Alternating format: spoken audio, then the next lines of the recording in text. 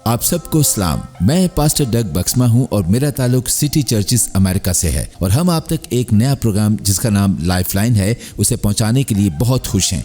इस प्रोग्राम की बाइबल मुकद्दस में से बुनियादी आयत यूहन्ना 17वां बाब 3री आयत है, जहां मरकूम है और हमेशा की ज़िंदगी ये है कि वो तुझ खुदाए वाहिद और बरहक को और यीशु मसीह को जिसे तूने भेजा है जाने। हम अपने तमाम पैगामात में आपसे खुदा और खुदा की बादशाही के मुतालिक और यीशु मसीह के कामों के मुतालिक तालीम देंगे और बयान फरमाएंगे।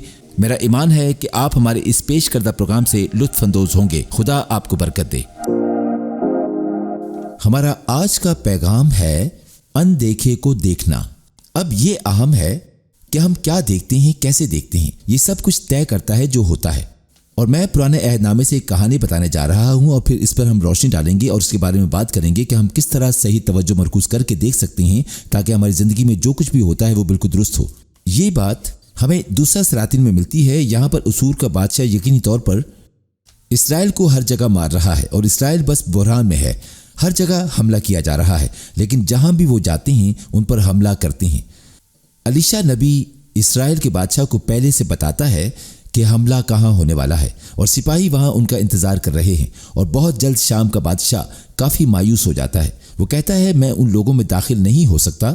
मैं जहां भी जाता हूं, वो कहता है वो वहां हैं, वो जानते हैं कि मैं आ रहा हूं। मुझे लगता है मेरी हुकूमत में कुछ गड़बड़ है।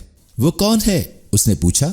और दूसरा सलातीन के 6 बाब की 12वीं आयत में है, ये फरमाता है नहीं ए मेरे मालिक, ए बादशाह, बल्कि अलीशा जो इसराइल में नबी है तेरी इन बातों को जो तू अपनी खलवतगाह में कहता है शाह इसराइल को बता देता है। उसने कहा कि जाकर देखो वो कहाँ है ताकि मैं उसे पकड़वाऊं। और उसे ये बताया गया कि वो डॉल्फिन में है। तब उन्होंने वहां घोड़ों और रथों और एक बड़े लश्कर को रवाना किया। सो उन्होंने रातों रात आकर उस शहर को घेर लिया। और जब उस मर्दे खुदा का खादिम सुबह को उठकर बाहर निकला तो देखा कि एक लश्कर में घोड़ों के और रथों के शहर के चौगर्द है। सो उस खादिम ने जाकर उससे कहा कि ए मेरे मालिक, हम क्या करें? उसने पुरसुकून होकर जवाब दिया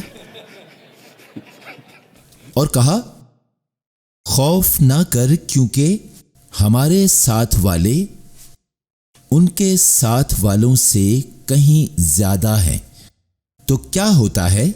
और मुझे बाकी हवालों को वहीं रहने देना चाहिए था, मगर मैं आपको बाकी कहानी बताऊंगा जो इसमें बताई गई है। और खुदावन ने बंदे की रूहानी आंखें खोल दी और उसने पूरा पहाड़ देखा, आतिशी रथ और घोड़े और जंगजू फरिश्ते जो उस फौज को घेरे हुए थे जिसने उन्हें घेर रखा था। और तुम जानते हो क्या, मुझे यह पसंद है। और अगर आप देख सकते हैं कि यहां क्या है, अभी अगर आप फरिश्तों की कुव्वतों को देख सकते हैं और रूह कुदुस के बादल को अपने ऊपर मंडराते हुए देख सकते हैं जो इस बात की तस्दीक करते हैं कि आपके अंदर क्या बसा हुआ है, तो आपका पूरा नुक्ता नजर बदल जाएगा। और मैं चाहता हूं कि आज हम सिर्फ इसका इदराक करें और इसी को मद्देनजर रखते हुए जिंदगी गुजारने की तरफ कदम उठाएं।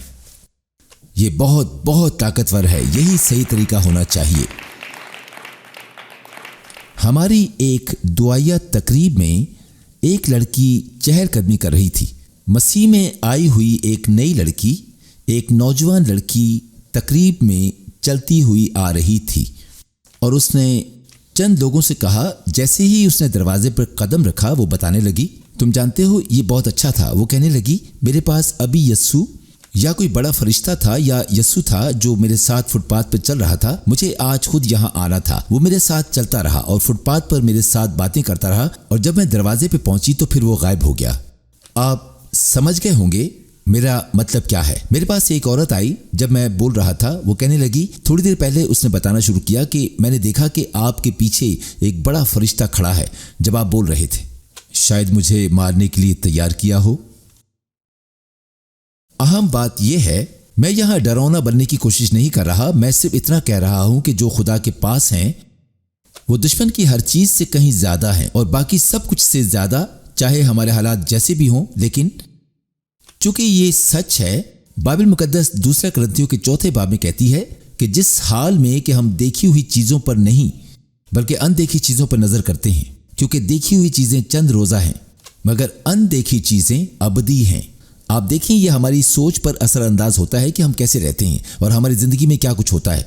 मैं सिर्फ ये चाहता हूं कि हम पहले से कहीं ज्यादा वाज़ेह तौर पर देखें कि अगर हम सही चीज पर तवज्जो मरकूज कर रहे हैं तो तमाम चीजें सही ही होंगी। यहाँ एक बात है, एक कहानी है। आप असल में उसे ऑनलाइन ढूंढ सकते हैं और उसे देख सकते हैं। जिसे दानिस्ता अंधापन कहा जाता है। नादानिस्ता अंधापन उस वक्त होता है जब आपकी आंखें हर चीज पर ध्यान कर रही होती हैं, लेकिन आपके दिमाग में तवज्जो मरकूज करने के लिए सिर्फ इतना दिमागी ताकत होती है कि वो एक ही वक्त में हर चीज पर तवज्जो नहीं दे सकता। लिहाजा ये आंख की पुतली को चुनता और तजवीज करता है कि अहम चीज जो आपकी नज़रों में है, अहम चीज़ जो आपके दिलो दिमाग में है, जिसे आप देखते हैं, ये तमाम चीज़ों पर तवज्जो मरकूज नहीं कर सकता और गौर नहीं कर सकता। लिहाजा इस तरह ये सिर्फ इस पर तवज्जो मरकूज करता है और उसे मरकज़ में लाता है, तो ये वही होता है जिसे आप देखते हैं और बाकी सब कुछ दायरे में चला जाता है। लिहाजा वो एक मिसाल देना चाहता था कि ये कितना सच है और ये कि हम सबको कुछ हलकों में आर्जी तौर पर अंधापन है। और इस तरह 3 अफराद की 2 टीमें थीं, सफ़ेद कमीज वाले और काली कमीज वाले। उसने उनमें से हर एक को एक गेंद दी, उसने उन्हें कुर्सी पर बिठाया और फिर सामने स्टूडियो के सामीन थे और उसने कहा, अब ये दोनों टीमें 35 सेकंड में गेंद को एक दूसरे के पास जितनी तेजी से फेंक सकती हैं और जो टीम सबसे ज्यादा बार गेंद दूसरी टीम को देती है वो जीत जाएगी। शुमार करें और देखें, क्योंकि ये सिर्फ 35 सेकंड में तेजी से होने वाला है। तो स्टूडियो के सामीन वहां इस तरह बैठे हैं, चलो, और तमाम लड़के बुज़दिलाना तौर पर गेंद को आगे पीछे कर रहे थे और काली कमीज वाली टीम जीत गई। और 15वीं बार उन्होंने गेंद को एक दूसरे को मुंतकिल किया।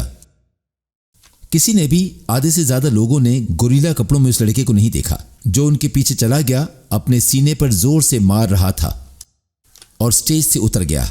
उनमें से आधों से ज्यादा ने उसे नहीं देखा। जब उसने उसे वापस खेला तो वो चौंक गए क्योंकि वो किसी चीज पर अपनी तवज्जो मरकूज कर रहे थे। उन्होंने उसे नहीं देखा। तो यहाँ बात यह है, वो चीज़ जो हमें यहाँ बात याद रखने की है, मैं उसे अपने रोज़मर्रा के हालात पर लागू करता हूँ, जैसा कि हमारे ख्वाब, हमारे हसास वक्त, हमारे लिए अहम चीज़ों पर ज़्यादा तवज्जो देने की वजह से हम खुदा को याद नहीं कर सकते हैं, क्योंकि हम उसे गलत ज़हनियत के साथ तलाश कर रहे हैं, गलत जगह जब वो ऐन नज़र में होता है। लेकिन जब हम सही तरीके से देखते हैं, जब सही चीज़ हमारी तवज्जो में होती है, तो हम तमाम सही चीज़ें देखते हैं। हमारे पास सही नुक्ता नज़र, सही रद्द अमल और जो कुछ भी होता है उसका सही नतीजा होता है। अगर हम खुद को पतरस की मानंद लहरों और दीगर खलफशार को देखते हुए पाते हैं और यही हमारी असल तवज्जो है, तो हम डूबना शुरू कर देंगे और हम अपने आप को मायूस पाएंगे, हम खुद को बेसहारा हाथ पाएंगे।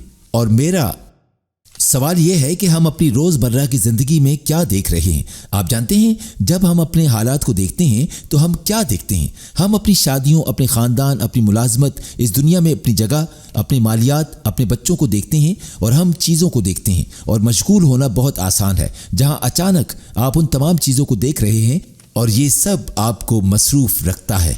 और फिर आप अपने आप को ये कहते हुए पाते हैं कि अगर सिर्फ ये बदल जाए, अगर सिर्फ वो बदल जाए, अगर सिर्फ वो बदलेगी, अगर सिर्फ, और बहुत जल्द आप इन सब चीज़ों को देख रहे होते हैं, आपको मायूसी नजर आती है और फिर दुश्मन झूठ बोलने की कोशिश करता है, थोड़ा जारहाना अंदाज पैदा करके कहता है, अगर खुदा वाकई आपका बाप होता तो वो आपके कारोबार में मजीद काम करता। आप इसलिए परेशान हैं क्योंकि वो आपके इतना करीब नहीं है जितना आप सोचते हैं, और वो खुदा है लेकिन वो इतना करीब नहीं है जितना आप समझते हैं कि वो है। और आपको मिलना शुरू हो जाएगा और बहुत जल्द इस तरह की मुख्तलिफ चीज़ें हमारी तवज्जो के लिए तैयार होंगी। हम उन्हें ठीक करने के लिए खुद को गलत चीज़ों की तरफ मुड़ते हुए पाते हैं। जब कोई खुदा की मानंद होता है जो हमारी रूह के मरकज़ में आ जाता है, कि अगर हमारी तवज्जो और ज़िंदगी के मकसद के बारे में समझता है कि हम कौन हैं और किस मकसद से हैं, तो कभी भी दूसरी चीज़ों की वजह से हमारा ध्यान नहीं भटकेगा। सही नुक्ता नज़र, सही जवाब और सही नतीजा होगा। हमें बुनियादी तवज्जो में क्या रखने की ज़रूरत है? आपने उसे मुझसे कई बार सुना है।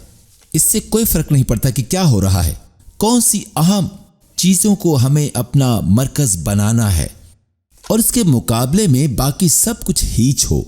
आपने मुझसे सुना है, लेकिन मैं फिर भी बताऊंगा। रोमियो 8 बाब 29वीं आयत, क्योंकि जिनको उसने पहले से जाना उनको पहले से मुकर्रर भी किया कि उसके बेटे के हम शक्ल हों। खुदा मुझे और आपको यस्सु जैसा बनाना चाहता है। वो कहता है, हम एक साथ अब तक रहेंगे और मेरे खानदान में होंगे। मैं चाहता हूं आप मेरा डीएनए हो। मैं चाहता हूं कि आप मुझे जानें। मैं चाहता हूं कि आप मुझे और मेरे तरीकों को समझें। मैं चाहता हूं कि आप मेरे जैसा बने। मैं आपके साथ घुल जाना चाहता हूं। اور اس سے کوئی فرق نہیں پڑتا کہ کچھ بھی ہو، یہ انسانی تاریخ کے ہر فرد کے لیے، پوری دنیا کے لیے خدا کا ہدف ہے۔ جب خدا کی بات مرد یا عورت یا کسی شخص کے ساتھ ہوتی ہے تو کوئی دوسرا مقصد نہیں ہوتا۔ کائنات کی سب سے اعلیٰ چیز یہ ہے کہ خدا کسی کو سڑک سے اٹھا کر ٹریلر پارک تک یا امیر ضلع تک پہنچا سکتا ہے، اور ان میں سے کائنات میں سب سے اعلیٰ چیز یہ ہے کہ وہ کائنات کی چوٹی پر جا سکتا ہے، خدا کے خاندان میں ہوتے ہوئے، نئے سرے سے پیدا ہوتے ہوئے بالکل یسوع کی طرح بنا سکتا ہے۔ اور انسانی تاریخ میں اس دنیا کی ہر چیز واقعی میں اس حقیقت کو پورا کرنے کے لیے ہے، اور اس سے کوئی فرق نہیں پڑتا کہ وہ کون ہے، یہ ہے، یہی ہے۔ لہٰذا میرے جاننے کے لیے، آپ کے جاننے کے لیے کہ خدا کی نمبر ایک اور واحد اہم چیز یہ ہے کہ وہ آپ کو یسوع جیسا بنانا چاہتا ہے، اور دوسرا اس کے پاس ایک مقصد ہے، ہم میں سے ہر ایک کے لیے زندگی کا مقصد ہے، اس کے پاس ہم میں سے ہر ایک کے لیے کام کا بوجھ ہے۔ شاید آپ اس سے تھک چکے ہوں، لیکن افسیوں دوسرے باب کی 10ویں آیت فرماتی ہے، کیونکہ ہم اسی کی کاریگری ہیں اور مسیح یسوع میں ان نیک اعمال کے واسطے مخلوق ہوئے جن کو خدا نے پہلے ہی سے ہمارے کرنے کے لیے تیار کیا تھا۔ ہم میں سے ہر ایک کو اس بات سے آگاہ ہونا چاہیے کہ ہم میں سے ہر ایک کے لیے کام کا بوجھ ہے جسے خدا یقینی طور پر ہم سے کروانا چاہتا ہے، جو بوجھ رکھتا ہے۔ ہر وہ چیز جو ہم میں ہے، ہر وہ چیز جو ہم کرتے ہیں، ہر وہ چیز جو ہمارے پاس ہے، اس زندگی میں ہمارے لیے کام کے بوجھ اور مقصد کو پورا کرنے کے لیے رفتار پیدا کرنے کو ہے۔ اور اسی طرح جب ہم یہ جان لیتے ہیں کہ خدا ہمیں یسوع جیسا بنانا چاہتا ہے اور اس کے پاس ہمارے لیے کام کا بوجھ ہے، اور وہ سب کچھ، اور ویسے یہ دونوں چیزیں ایک ہی وقت میں چل رہی ہیں، وہ سب کچھ جو آپ کے لیے اور میرے ساتھ کر رہا ہے یسوع جیسا بنانے کے لیے، ہر وہ چیز جس کی وہ اجازت دے رہا ہے اور کر رہا ہے، صرف ہم سب کو اس مقصد کو کرنے کے قابل بناتا ہے، وہ یہ دونوں کام ایک ہی وقت میں کر رہا ہے۔ اور اگر ہمارے پاس اس مقصد میں وہ توجہ اور مرکز موجود ہے اور تقریباً سبھی کچھ اس دائرے میں موجود ہے، یہ سمجھ میں آ جائے گا کہ یہ صحیح مقام پر ہوگا، اور آپ کو ایک اور زبردست بات مل جائے گی، یہ نقطہ نظر کو تبدیل کر دے گی کہ ہم کیسے دکھتے ہیں، کیسے کام کرتے ہیں، ہم کیا کرتے ہیں، ہر ایک چیز بدل جائے گی۔ مثال کے طور پر میں آپ کو ایک مثال دیتا ہوں، میں آپ کو بتاؤں گا کہ میں کیا کرتا ہوں۔ آپ جانتے ہیں میں کیا کرتا ہوں؟ جب آپ واقعی اس میں پڑ جاتے ہیں، کیا آپ کبھی اپنے آپ کو ختم کرتے ہیں یا آپ کی برداشت ختم ہوتی ہے؟ آپ کو کچھ نہیں ملتا، اور تم جانتے ہو کیا، یہ صورتحال، ذمہ داری، سب کچھ اس میں آتا ہے، اور یہ آپ کو اس وقت دھکیل دیتا ہے جب تک کہ آپ چیخنے اور سوچنے نہ لگ جائیں، اور کوئی نہیں۔ کیا آپ نے کبھی محسوس کیا؟ اور ایسا ہوتا ہے کہ آپ سوچتے ہیں، آپ کیا کرتے ہیں، آپ کی برداشت ختم ہو گئی اور بس ہو گئی اور راکھ ہو گیا، یا کوئی مشغلہ، جذبہ یا خود تسکین کرنے والی چیز یا جستجو یا جو بھی کرنے کا کام ہو، اسی دھیان میں رہتے ہیں، یا پھر ہم ان چیزوں کو نہ کرتے ہوئے بھی دیکھتے ہیں، اور ہمیں احساس ہے۔ میں آپ کو بتاتا ہوں کہ جب ایسا ہوتا ہے تو میں کیا کرتا ہوں۔ میں صرف یہ کرتا ہوں، اور میں ہر بار کرتا ہوں۔ میں اتنا بڑا آدمی نہیں ہوں، لیکن میں یہ سمجھ گیا ہوں۔ میں کہتا ہوں، اے خدا، یہ ایسی صورتحال جو میری برداشت سے باہر ہے، میں ہر طرف سے مغلوب ہوں، مجھے اس کی پرواہ نہیں ہے کہ یہ میری غلطی ہے، لیکن میں ایک چیز جانتا ہوں، تو ان حالات میں ڈال کر یسوع جیسا بنانا چاہتا تھا۔ تو بالکل ترتیب کا خدا ہے، اور میری زندگی کی ہر ایک چیز کو، بشمول میری اپنی ناکاری کے، مجھ سے ہر بری چیز کو نکال کر مجھے حقیقی معنوں میں دیندار، مقدس آدمی بنا رہا ہے۔ تو مجھے یسوع جیسا بنا رہا ہے۔ میں جانتا ہوں کہ یہ تیرے طریقے ہیں، میں جانتا ہوں کہ تو کیا کر رہا ہے، تو مجھے نچوڑ رہا ہے۔ تیرے اس طریقے کے لیے تیرا شکریہ خدایا، مصیبتوں میں سے گزارنے اور میرے اندر آگ جلانے کے لیے تیرا شکر ہو، تیرا شکر ہو، ان سب باتوں کے لیے تیرا شکر ہو۔ تو مجھے یسوع جیسا بنا رہا ہے۔ اور خدا کی عبادت کرتے ہیں، شکر ادا کرتے ہیں، اور آپ جانتے ہیں پھر کیا ہوتا ہے؟ جب ایسا ہوتا ہے تو خوفناک جارحانہ یا غلط تعاقب کا رابطہ منقطع ہو جاتا ہے۔ پھر جانتے ہیں کیا ہوتا ہے؟ فضل کا رزق، فضل پہ فضل ہوتا ہے۔ آپ جانتے ہیں فضل کیا ہے؟ یہ وہ مدد اور طاقت ہے جسے آپ نہیں کر سکتے۔ اور اس طرح آپ کیا کرتے ہیں؟ جب ہم یہ کرتے ہیں، خدا آپ کو اپنے سے آگے بڑھنے کا فضل دیتا ہے، فضل پر فضل کرتا ہے، اور منقطع ہونے اور جلنے کڑنے کی بجائے آپ کو اندھیرے سے دور دوڑتے ہوئے ایک تازہ ہوا میسر ہو جاتی ہے، اور آپ اسے تلاش کر لیتے ہیں۔ اور آپ جانتے ہیں ایسا ہوتا ہے، اب آپ اپنی گہری طاقتور توانائی سے حوصلہ افزائی نہیں کر رہے ہوتے، بلکہ یہ فضل اور روح القدس کی قابلیت ہے جو اس سے مختلف ہے، جو اب آپ کو طاقت دے رہی ہوتی ہے، اور یہ ایسے ہی حالات میں آتی ہے۔ خیر، دوسرا نقطہ، ہمیں توجہ کو ٹھیک کرنا ہے۔ میرے پاس کتنا وقت ہے؟ کافی نہیں، میں اس حصے کو چھوڑ رہا ہوں۔ حالانکہ میں یہ کہوں گا جب ایسا ہوتا ہے تو ہم اپنی توجہ کو دوبارہ ترتیب دیتے ہیں۔ میں جانتا ہوں کہ کئی بار ہم خدا کی تلاش میں ہوتے ہیں، ہم دیکھتے ہیں ہم اگلی بڑی چیز تلاش کر رہے ہوتے ہیں، یعنی اگلا خدا کا معجزہ، اگلا کچھ بھی، مجھ سمیت میں بڑا سوچتا ہوں۔ مجھے گرجتی آبشاریں پسند ہیں، خاموش ندیاں بھی کبھی دل کو لبھاتی ہیں، مگر میں بس اس قسم کے لوگوں میں سے ایک ہوں۔ لیکن کبھی کبھی وہ کچھ مختلف کرنا چاہتا ہے۔ مجھے یاد ہے کہ ایک بار میں نے سن شائن چرچ کو خریدنے کے لیے ایک سودا کیا تھا۔ کیوں؟ میں نے سوچا کہ ہم نئے گرجا گھر شروع کریں۔ ہمیشہ نارتھ کیمپس، ساؤتھ کیمپس سوچا۔ کالج کے رہنما مجھ سے کہتے ہیں ہمارے طلبہ آئیں گے اور ہم سب پرجوش ہیں اور ہم ایسا کرنے جا رہے ہیں۔ میں نے سوچا ٹھیک ہے، چلو ایسا کرتے ہیں۔ اور کیا آپ جانتے ہیں، خوش قسمتی سے بائبل کہتی ہے کہ انسان کے ارادے بہت سے ہیں مگر خدا کا منصوبہ قائم رہتا ہے۔ یہ ایک بڑی بات ہے۔ مجھے خوشی ہے کہ خدا وہاں ایک کار کو مختلف گیئرز میں منتقل کرتا ہے، ڈگ ریورس اور پھر ایمرجنسی بریک۔ اور پھر کیا ہوا؟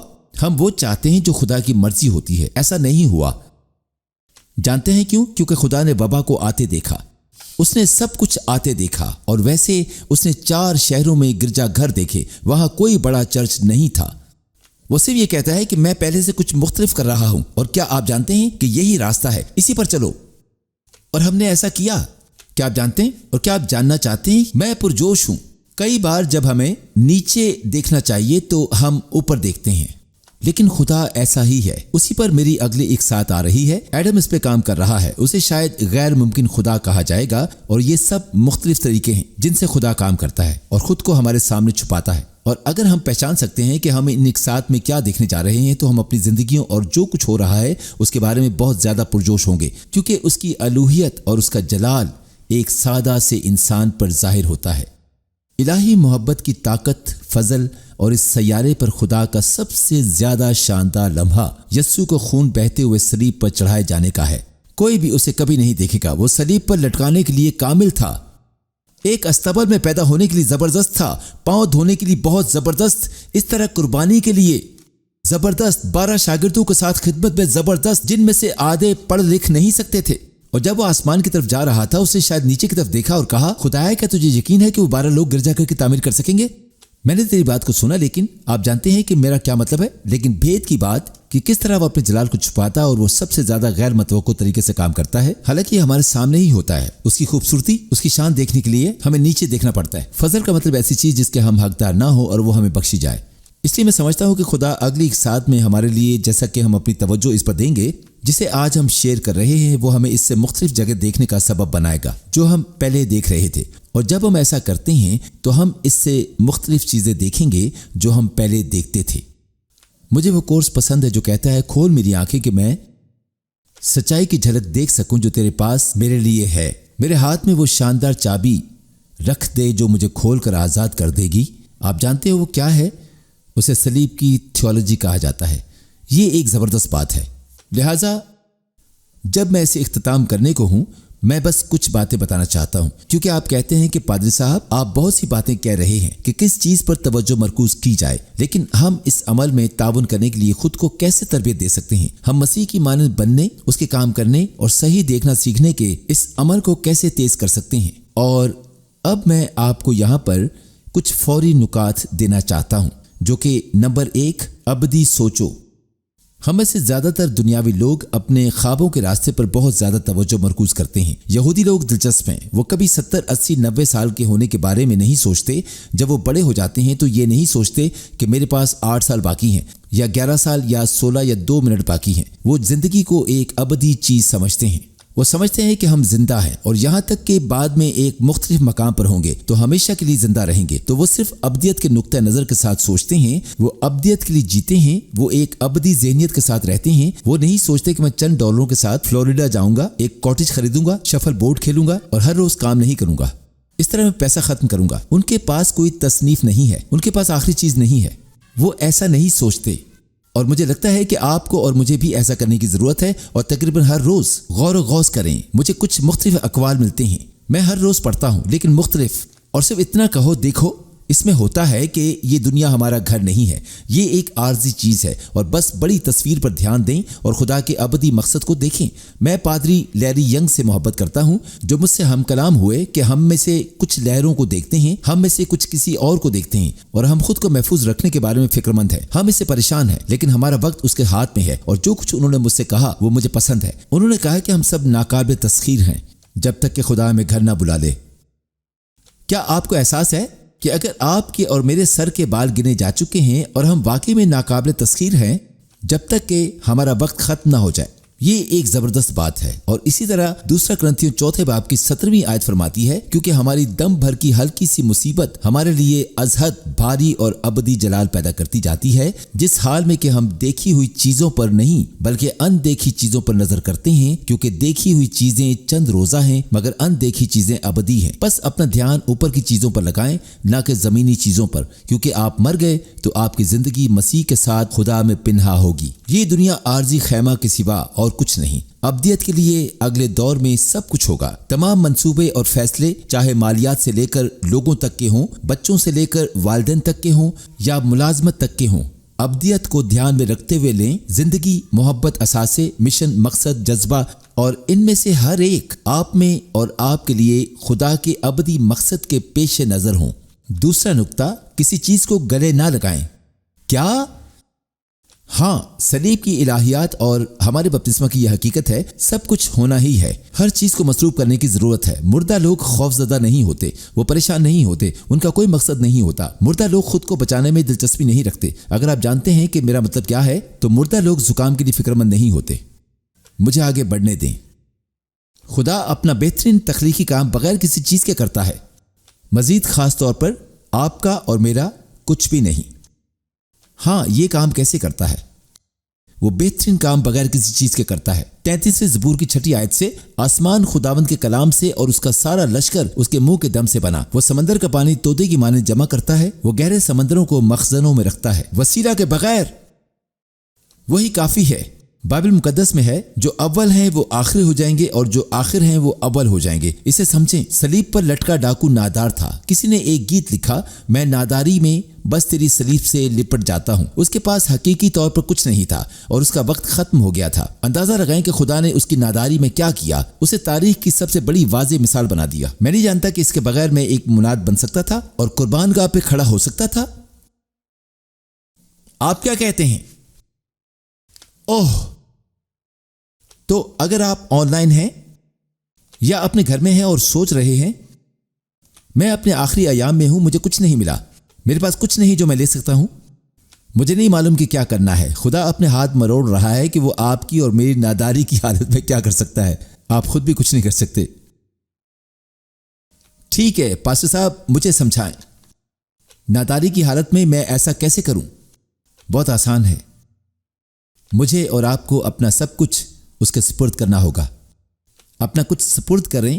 ہم سب کے پاس ایسی چیزیں ہیں جو ہماری اپنی ہیں، ہمارے اثاثوں سے لے کر ہماری زندگی، ہمارا وقت، ہماری توجہ، ہماری دستیابی، ہمارے بچوں تک ہر چیز۔ اور ویسے تو ہم میں سے کچھ کے پاس کچرا بھی ہوتا ہے، لیکن وہ کہتا ہے کہ وہ بھی میرے حوالے کر دو، میں تمہیں خزانہ دوں گا۔ میں تمہارا کچرا لے جاؤں گا، میں جلا دوں گا، اور اس کی جگہ میں تمہیں بہت زبردست دوں گا، سب کچھ دوں گا۔ اور اگر ہم اسے وہ سب کچھ دیتے ہیں جو ہمارا ہے، تو ہمارے پاس کچھ بھی نہیں بچتا۔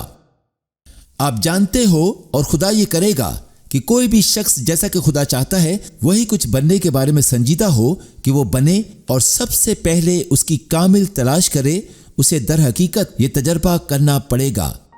مجھے امید ہے کہ آج کا پیغام آپ کو پسند آیا ہوگا۔ اس سے پہلے کہ ہم آپ کو الوداع کہیں، میں آپ کے ساتھ مل کر دعا کرنا چاہوں گا۔ میرا ایمان ہے کہ خدا آپ میں سے بہتوں کو شفا دینا چاہتا ہے تاکہ اپنی قدرت کو ظاہر کر سکے، کیونکہ اسے آپ کی فکر ہے۔ وہ آپ کو چھونا اور برکت دینا چاہتا ہے۔ سو میں چاہتا ہوں کہ آپ اپنا ہاتھ اس جگہ پر رکھیں جہاں کہیں بھی آپ کو درد ہے یا کچھ ٹھیک نہیں ہے، اور میں آپ کے لیے دعا کروں گا۔ میرا ایمان ہے کہ خدا کی قدرت روح القدس کے وسیلہ سے آپ کے بدنوں کو چھوئے گی اور شفا بخشے گی۔ اے باپ، یسوع کے نام سے میں جانتا ہوں کہ تو ان تمام دیکھنے والوں سے محبت رکھتا ہے، اور میں چاہتا ہوں کہ تو لوگوں کو اپنی شفا دینے کے وسیلہ سے عظیم قدرت کو ظہور میں لائے۔ اس وقت یسوع کے نام سے ہم درد اور بیماری کے زور کو तोड़ डालते हैं और हम उन्हें यीशु के नाम से उन लोगों के बदनों में से निकल जाने का हुक्म देते हैं। कमर दर्द, रीढ़ की हड्डी के मसाइल, गेंठिया, हड्डियों की बीमारी, हम उनके बदनों के लिए शिफा का ऐलान करते हैं। ऐ खुदा, इन तमाम चीजों को तरतीब बख्श। कैंसर, खून के अमराज चले जाएं। हम यीशु के नाम से चाहते हैं कि ऐ खुदा तू इन बदनों को शिफा दे और छुए और बहाल करे। अपने सलीब की कुदरत को जारी कर ताकि तेरे लोगों पर शिफा आए। हम यीशु के नाम से लोगों पर से तमाम इब्लीसी जोर को तोड़ते हैं।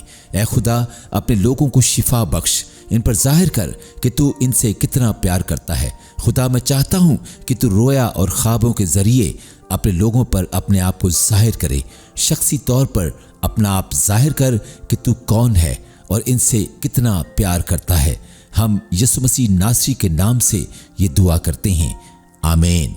आज अगर आप ये ईमान रखते हैं कि यीशु खुदा का बेटा है और यीशु के पैरोकार बनना चाहते हैं, तो मैं चाहता हूं कि मेरे साथ मिलकर ये सादा सी दुआ करें।